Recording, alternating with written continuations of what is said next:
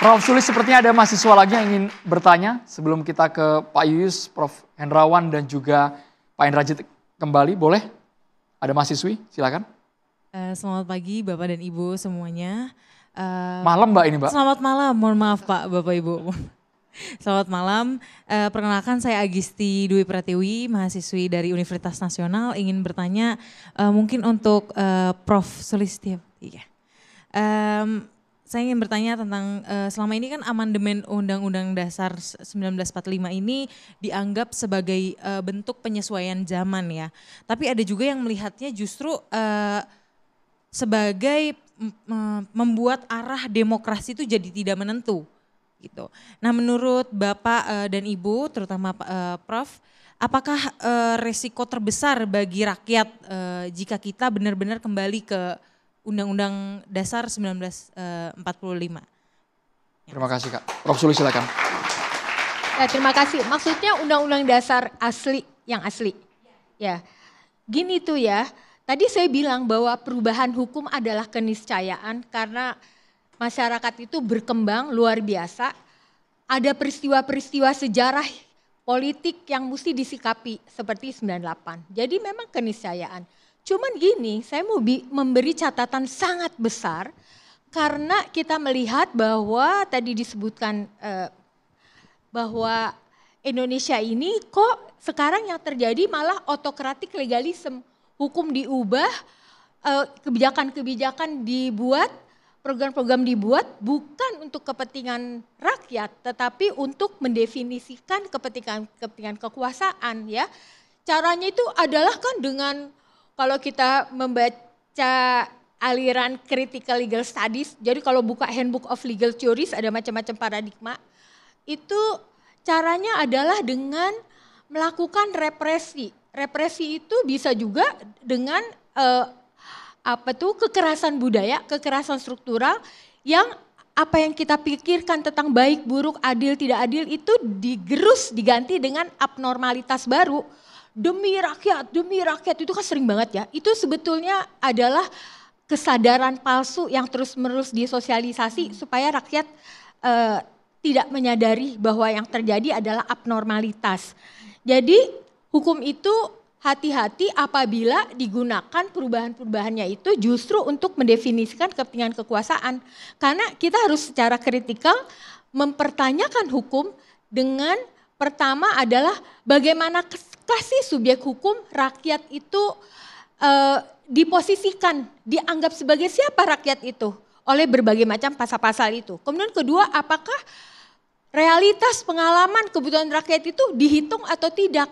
Artinya hukum itu menguntungkan atau merugikan masyarakat dan masyarakat yang mana dengan cara bagaimana. Itu kita harus kritikal mempertanyakan itu. Jangan-jangan hukum itu hanya dibuat untuk mendefinisikan kepentingan-kepentingan kekuasaan sekelompok orang elit yang jumlahnya kecil, punya kekuasaan luar biasa besar dengan cara merepresi mayoritas orang yang tidak punya kuasa, rakyat biasa seperti kita ini gitu. Tapi kan era sekarang sepertinya lagi bersih-bersih nih Prof. Pemerintahan Prabowo kemarin sudah bisa mencapai nilai yang cukup fantastis, menyelamatkan 300 triliun. Ya, nah kekerasan budaya itu ya adalah penggunaan simbol-simbol, ilmu pengetahuan, bahasa, macam-macam, bendera, pidato dan lain-lain itu untuk melegalisasi kepentingan-kepentingan kekuasaan. Jadi kita juga mesti lihat emang betul apakah yang dibuat itu sungguh-sungguh mendasar melakukan perubahan-perubahan seperti yang diinginkan rakyat. Saya sih nggak terlalu percaya ya dengan itu ya. Karena sampai hari ini 17+8 tuntutannya. Itu yang di sebelah mana yang direspon? Sebagian sudah diakomodir, transparansi anggaran, tunjangan dipotong, ya. Gaji DPR 65,5 juta sekian. Tapi kan partai politik koalisi di DPR masih belum berubah ya, belum goyah ya. Sehingga semua yang diinginkan kekuasaan itu disahkan saja, di-endorse saja oleh parlemen yang begitu luar biasa kekuasaannya. Tadi tuh 17+8 sebentar lagi akan disusul dengan 45 tuntutan dari gerakan perempuan, berbagai macam organisasi perempuan di seluruh tanah air. Jangan lupa gerakan sebentar Prof, 17+8 belum rampung, mau ada 45 nih Prof. Iya. Karena kenapa gerakan perempuan tidak ada dalam sejarah, tidak tercatat dalam sejarah secara memadai bahwa gerakan perempuan selalu hadir di setiap babak-babak sejarah Indonesia. 1915 begitu banyak organisasi perempuan, ada suara Mahardika kirim mosi kepada pemerintah Belanda minta persamaan di muka hukum. Oleh karena itu konstitusi kita pasal 27 bunyinya persamaan di muka hukum itu pasti bukan sesuatu yang gratis.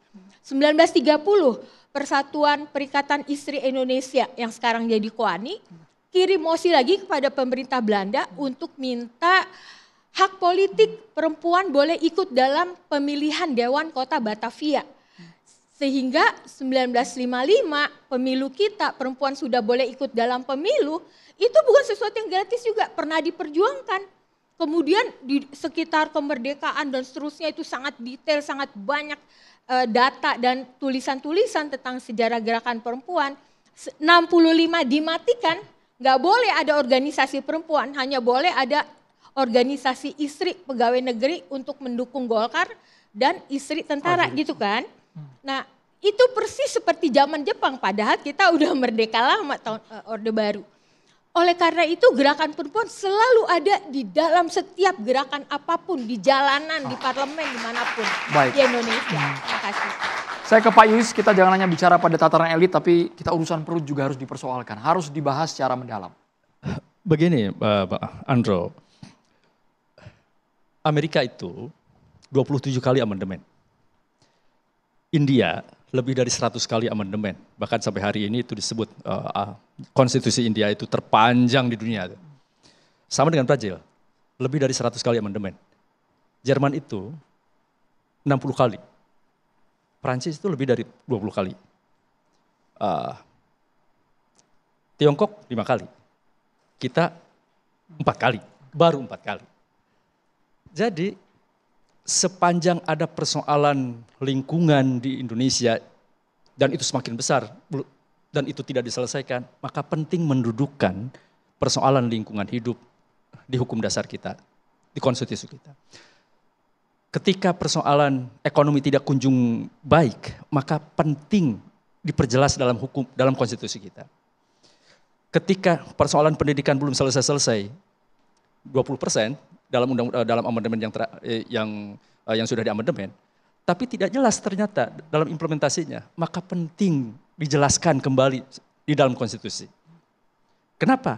Karena yang namanya stat fundamental reh itu mendudukkan perkara penting di dalam kenegaraan kebangsaan kita supaya nanti bisa diimplementasikan dalam undang-undang yang di bawahnya. Nah, sehingga sepanjang tidak ada respon yang baik dari pusat sampai daerah, ini kan baru pemerintah pusat tuh yang sebagian sudah direspon, tapi di daerah gejolaknya akan terus berkembang. Semakin itu ditunda, maka semakin cepat gerakan akan terus berkembang. Betul, saya setuju bahwa politik global itu akan sangat berpengaruh, negatif dan positif. Dan hari ini dunia global menjadi alarm bagi kita ketika pemerintahan kita tidak mampu melakukan respon dalam kehidupan masyarakat yang begitu dinamis hari ini. Tuntutannya sangat kencang. Kenapa ada tuntutan? Karena ada persoalan. Maka jangan berharap kita akan bisa stabil. Untuk itu saya pikir amandemen kelima mau apa, amandemen baru mau amandemen apa, itu adalah sebuah keniscayaan dan keharusan bagi kita. Prof. Hendrawan. Iya, jadi kembali ke laptop ya. Jadi tema malam hari ini adalah demokrasi Indonesia. Haruskah kita kembali ke Undang-Undang Dasar 1945? Nah, saya kira penggagas dari tema ini, saya sebenarnya ingin bertanya, apa yang mendasari kenapa tema ini muncul? Apakah demokrasi kita dibajak oleh oligarki, ya, sehingga hukum pun ya direkayasa demikian rupa untuk melanggengkan kekuasaan, ya, untuk mengartikulasikan kepentingan kelompok tertentu? Apakah sebagai bangsa yang merdeka sudah 80 tahun, kita belum bisa mengatasi persoalan yang paling mendasar dalam kehidupan kita, KKN, yang membawa kita ke era reformasi. Korupsi semakin merajalela, darurat korupsi, kolusi nggak tanggung-tanggung, nepotisme menjadi sumber dari korupsi yang luar biasa. Apakah itu? Nah, Andro dan teman-teman semua, saya ingin mengingatkan, ini Pak Charles tahu persis, MPR itu pernah mengeluarkan TAP 1 tahun 2003. Ya. Nah, dalam TAP 1 tahun 2003 ini, MPR menyebutkan beberapa undang-undang yang masih berlaku sampai seluruh ketentuannya itu dijalankan. Nah, saya sebut dua aja. Ada beberapa, Andro, tapi dua hal yang penting saja, sekali. Prof, ya. Yang pertama tentang TAP etika kehidupan berbangsa. Ya, ingat hukum itu mengapung di atas lautan etika.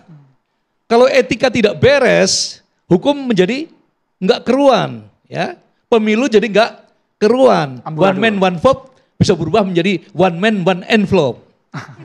Ya, Vox Populi, Vox Dei berubah menjadi Vox Populi, Vox Money. Dan seterusnya. Ini etika kehidupan berbangsa. Terus yang kedua, TAP nomor 8 tahun 2001. Ya, betul ya? Yang mengatakan apa? Arah dan kebijakan pemberantasan KKN. Nah ini, itu sebabnya pertanyaan yang harus kita jawab, Prof. Sulis, adalah apakah ekosistem kita yang dihasilkan dari undang-undang dasar yang tadi sudah diubah 4 kali ini, ya, itu ekosistem kelembagaannya tidak memadai untuk menjawab tantangan-tantangan ke depan ini. Adis tadi pertanyaannya, ya. Pasal 33 misalnya ini, Andro. Pasal 33 itu jelas spiritnya sosialisme, ya. Spiritnya sistem ekonomi kita adalah minimal state capitalism, kapitalisme negara. Kemudian ditambah ayat keempat yang katanya membuat kita menjadi sistem ekonomi liberal. Ayat yang keempat. Nah, kalau seperti itu apa solusinya? Kita sudah mengatakan, ya solusinya kita harus mempunyai pemerintahan yang bersih. Karena sistem pasar tanpa pemerintahan yang bersih, yang terjadi amburadul. Saya yakin betul semua narasumber malam hari ini sepakat kita harus menentang perilaku koruptif. Catatan Demokrasi akan segera kembali sesaat lagi, pemirsa.